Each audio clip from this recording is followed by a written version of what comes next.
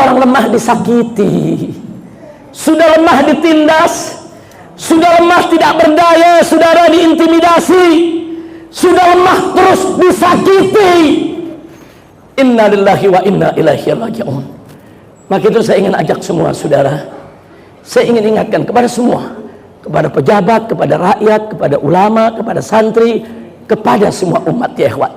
Ingat baik-baik, dunia dan isinya cukup memenuhi kebutuhan seluruh umat manusia yang ada, saudara.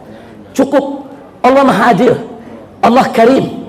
Allah menyediakan dunia ini cukup untuk memenuhi kebutuhan seluruh umat manusia. Tapi hati-hati, dunia dan isinya tidak akan pernah cukup, saudara, untuk memenuhi kerakusan seorang manusia.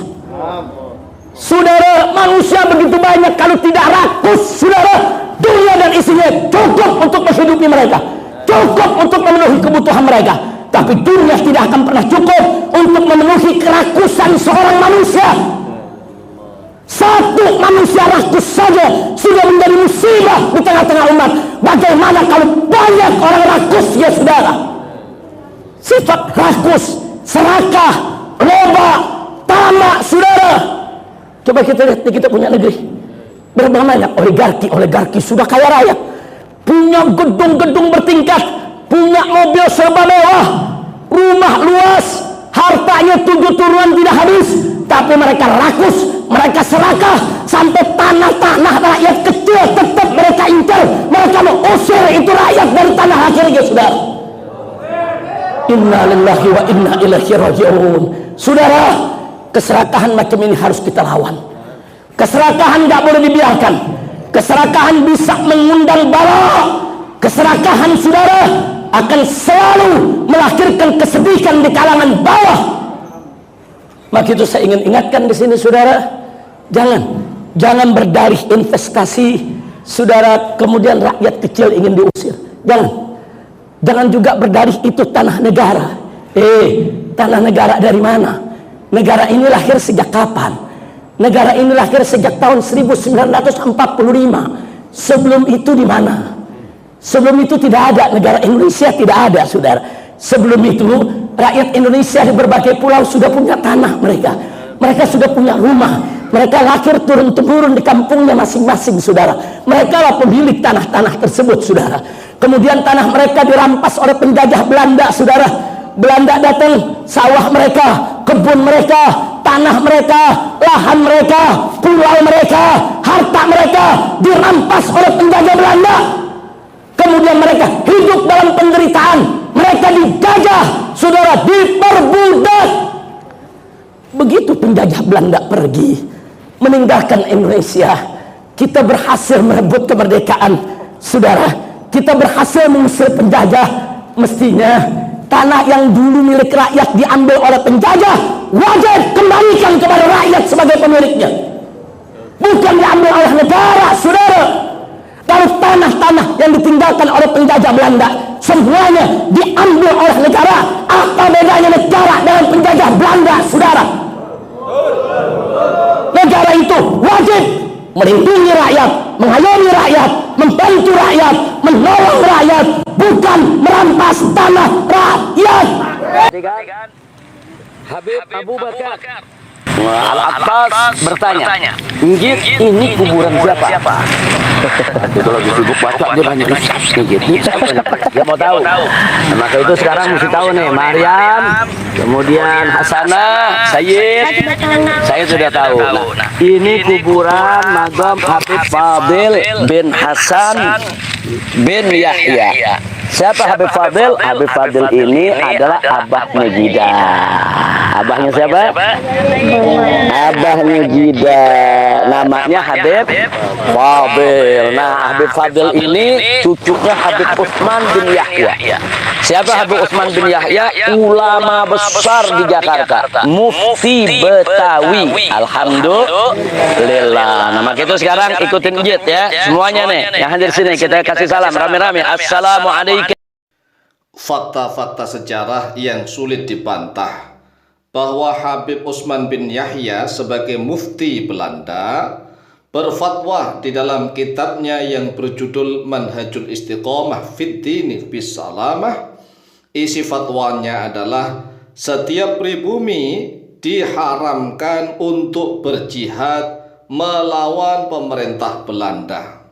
Setiap pribumi yang berjuang, berjihad, perang sabil, perang fisabilillah melawan penjajah Belanda dikatakan sebagai ghurur, tipu daya setan. Coba mari sekarang kita renungkan, kita tafakuri secara pelan-pelan dan santai. Para pejuang pribumi yang ingin merebut tanahnya sendiri dari penjajah, tapi dikatakan ghurur, dikatakan berdosa, jihad orang-orang bodoh katanya. Masya Allah, naudzubillah tsumma naudzubillah. Padahal tatkala Belanda baru-baru awal mendirikan kongsi di Batavia, seorang sultan besar, Sultan Agung Mataram. Sultan Agung Mataram nih kan seorang raja besar, sudah mengirimkan pasukan untuk menggempur Belanda di Batavia. Bayangkan nih, Sultan Agung Mataram ini kan Jawa Tengah, Jogja. Perjalanan kaki sangat jauh demi tanah air dan bangsa, rela berkorban menuju Batavia. Walaupun toh kalah, tetapi ini semangat perjuangan untuk merebut tanah kita sendiri. Kemudian Sultan Agung Mataram mengirimkan pasukan lagi, tapi juga kalah. Kemudian setelah itu Sultan Ageng Tirtayasa dari Banten juga berjuang mati-matian merebut tanah air dari Belanda. Lah kok dikatakan ghurur, Masya Allah, dikatakan tipu daya setan dan berdosa. Ini sebenarnya fatwa macam apa ini sebenarnya? Masya Allah, naudzubillah tsumma naudzubillah. Kemudian setelah itu berkali-kali berturut-turut perjuangan jihad para putra-putra pribumi untuk merebut tanah airnya sendiri. Ada Pangeran Diponegoro berjuang melawan Belanda. Pasukan Pangeran Diponegoro ribuan, walaupun kalah. Kemudian ada perjuangan Sultan dari Makassar, Sultan Hasanuddin. Ada perjuangan Imam Bonjol, tuanku Imam Bonjol di Sumatera. Kemudian perjuangan dari Kesultanan Aceh berturut-turut bertubi-tubi. Kemudian ada pergerakan para kiai-kiai dan ulama Banten, geger Cilegon. Lah kok semuanya dikatakan ghurur, Masya Allah. Coba kita baca satu lembar di dalam kitab Manhajul Istiqomah Fid Dini Bisalamah halaman 22. Bermula yang dikata batil dan fasid, yaitulah lawanan yang sahih, yaitu kurang setengah daripada syaratnya. Syarat adanya, maka dari ini diketahui bahwa perbuatan bikin rusuh negeri ini, para pribumi yang berjuang berjihad ingin merebut tanah airnya dari penjajah. Sekali lagi, Belanda itu penjajah, harus diusir. Kalau nggak rusuh bagaimana? Para merusirnya Belanda, ya harus rusuh, bikin rusuh negeri. Sebagaimana yang telah jadi di Cilegon, ya, yang telah jadi di Cilegon, Banten, dan yang dahulu di Bekasi. Sekalian ialah batil, bukannya jihad. Masya Allah, dikatakan bahwa batil. Masya Allah, Masya Allah. Lah ini kok masih dibela bahwa beliau bukan sebagai antek Belanda. Lawang fatwanya seperti ini.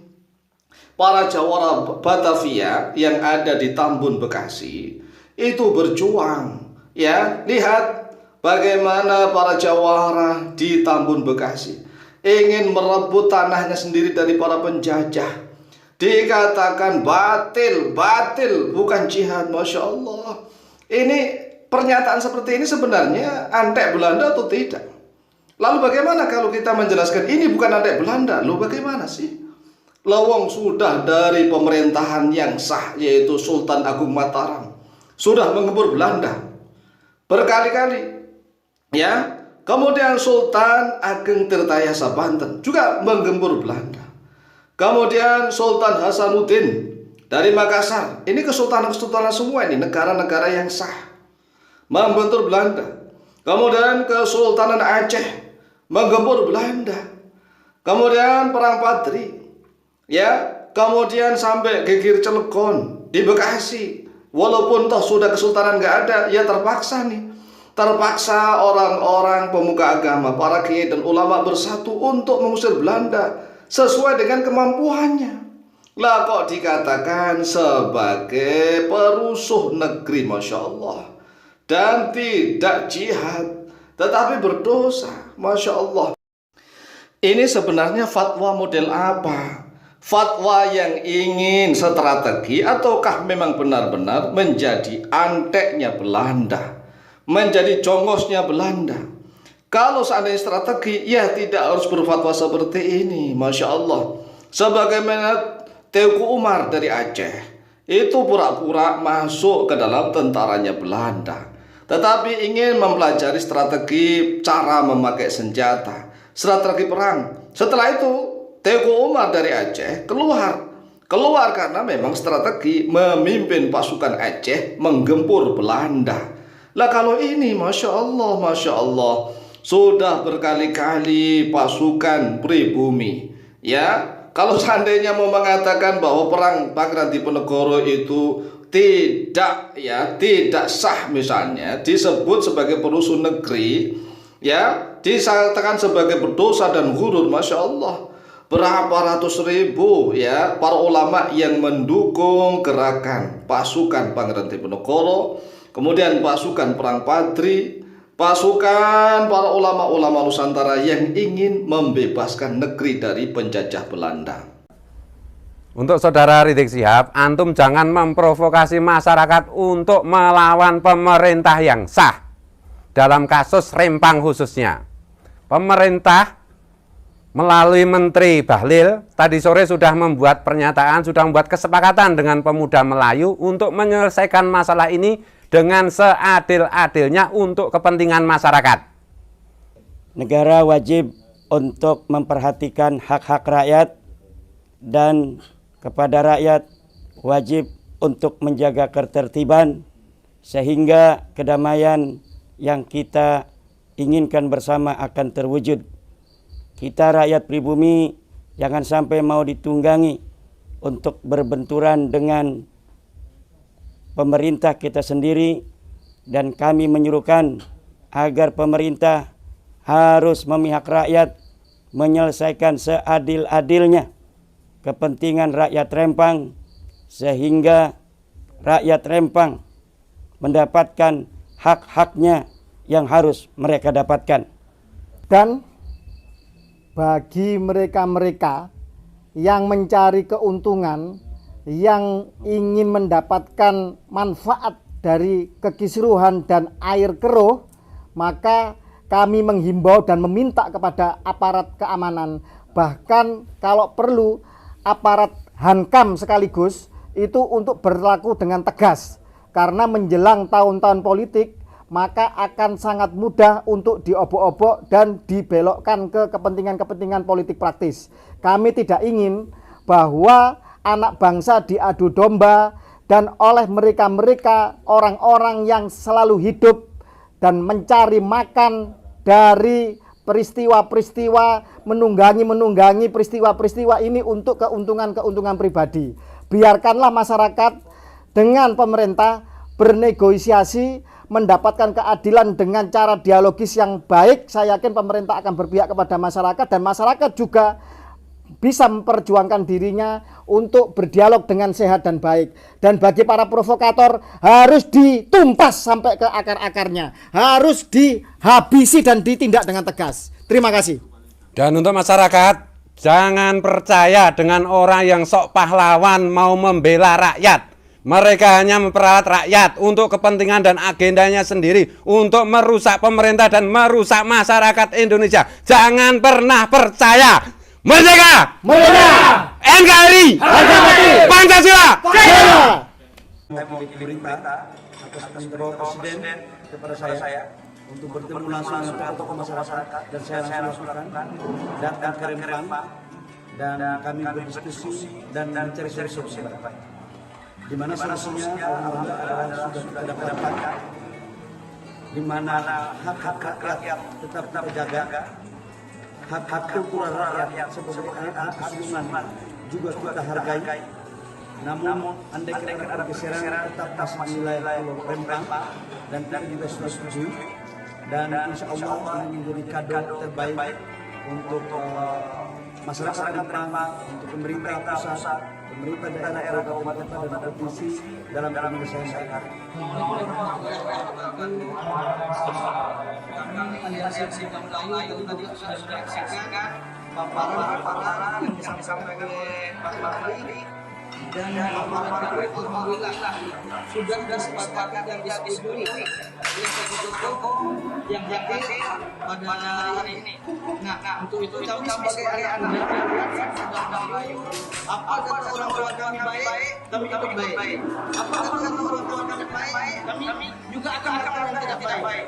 Kami orang Melayu berprinsip melihat Kalimantan merasa dengan hati. Apa yang kami lihat itulah yang kami rasakan. Jadi hari ini kami melihat proses paparan secara jelas, maka itu kami sudah merasakan. Ada raksasa bagi kami. Karena yang sudah bersama bersama, maka kami tekan mensupport prestasi. Sekarang kalau masih ada orang yang adik-adik kita masih mau itu. Jadi saya lakukan yang mau sampai tuntas karena kesepakatan masyarakat kesepakatan kami ini karena itu yang baik buat masyarakat apa